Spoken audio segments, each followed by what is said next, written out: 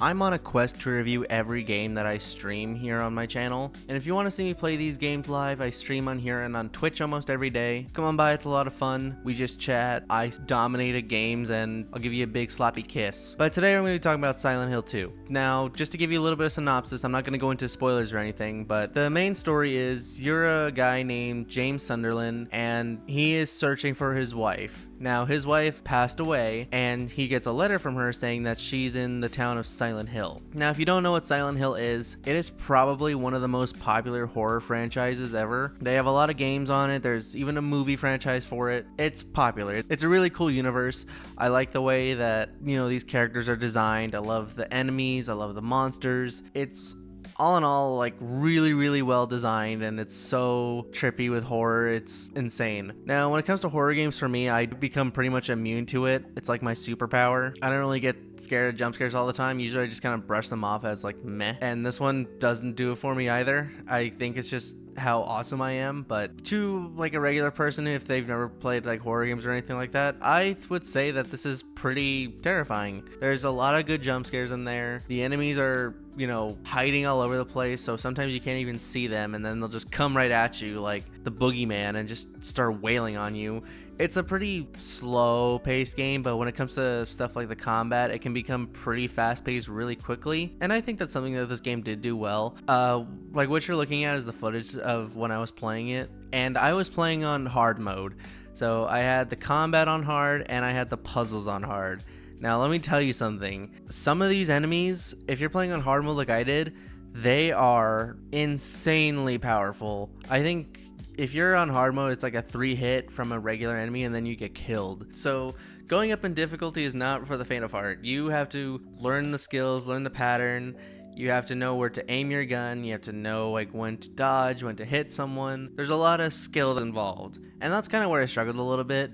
Usually I'm going off of instinct. Sometimes I can get really good and get into the groove of things, but whenever I'm like fighting a boss, it can get really difficult because if you're also playing on, like, depending on the difficulty, whenever you're fighting a boss, they'll only give you the resources that you need to defeat that boss. They won't go any higher or lower. They'll just say like, hey, this is kind of the bare minimum you need. You can figure it out and do it yourself. So if you're up for the challenge, then I would say go for it. But when I played it, I was stuck on bosses for, a decent amount of time. I think the ones I was stuck on was the one in the hospital and Pyramid Head boss that I fought near the end of the game. So it's tough. It's a really hard thing to do. But going out of the combat, I want to go and talk about the puzzles. Now, I think the way it's set up is in easy and normal difficulty, the puzzles solutions are pretty much the same. So you don't really have to worry about that. You don't have to go into much thought about anything. You kind of just see the puzzle for what it is and just say like, oh, I can figure it out really quickly. When you're doing it in hard mode, the solution itself is a lot more intricate. The clues are a lot harder to understand, and the solution's a bit different from the regular difficulty. So you kind of have to put on your thinking cap and get yourself an IQ of 160, because some of these were kind of difficult. I had a bit of a struggle trying to figure them out because they were just so descriptive and so like out there for me that I wasn't really, thinking outside the box and what the solution could kind of be. So it's a good way to train your mind into thinking a little bit differently, which is good. I like games that, put your mind in a situation where you have to try something different from the norm. You have to put a lot of thought into what the solution could be. So I think that was a net positive. I just think that some puzzles were just so difficult that I had to look up a guide sometimes because there was just stuff that I could not for the life of me figure out what to do. But that's just me. I'm sure a lot of people couldn't figure out the solution pretty quickly. And then the next thing I want to talk about is the whole story situation. So whenever you're going through the game, you meet some characters. You meet some like Angela, Eddie, Laura, Maria. Some of them are kind of, secondary characters. You don't really see them all that much. Even when you do see them, they're there for a short amount of time. They don't really have that much of an impact on the story, but they kind of go into the whole situation that everyone's experiencing Silent Hill differently, which is pretty cool. I think Silent Hill is kind of like everyone's own personal hell. Everyone kind of experiences it differently, and they have to face like different fears and fight stuff that,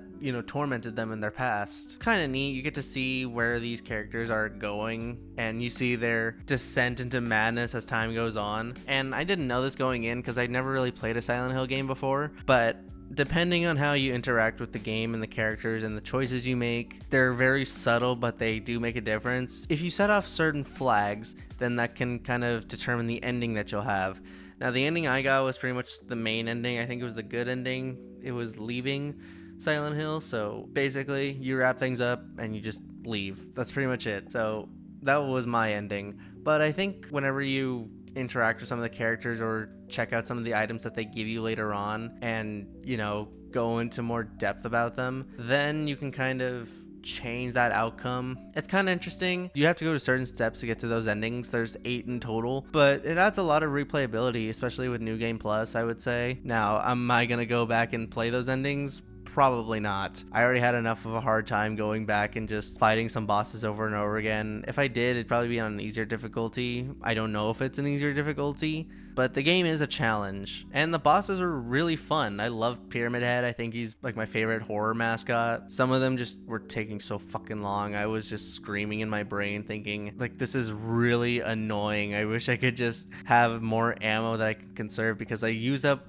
all my ammo on the enemies, and some of them are fucking bullet sponges. They take so long to kill, and heaven forbid you go in with like less than 2 hits before you're dead, because if you don't have any heals, you're screwed. And that's the other thing too, you have to go through all these places, go through every single room possible in order to get everything you can, because that actually affects you moving forward in the game, which is nice. It's kind of like an old Legend of Zelda game where you go through the dungeons and unlock the keys. It's pretty straightforward. You just go search around, unlock puzzles, and you move on, fight the boss, go to the next place, rinse and repeat. Nothing really groundbreaking here, but it's a solid game. I think it's something that a lot of people would like to play.